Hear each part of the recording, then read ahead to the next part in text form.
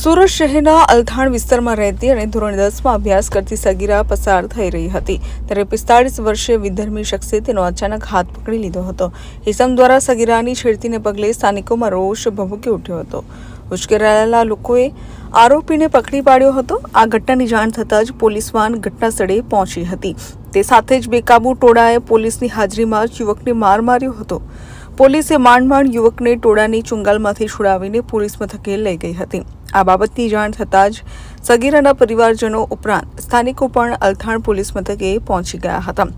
Police સ્ટેશનની બહાર મોટી સંખ્યામાં લોકો એકઠા થતાં વાતાવરણ તંગ બન્યું હતું, જેને પગલે પોલીસ દ્વારા હળવો બળ પ્રયોગ કરવામાં આવ્યો હોવાનું માલુમ પડ્યું છે અને સ્થિતિ પર કાબૂ મેળવવા પ્રયાસ કર્યા હતા।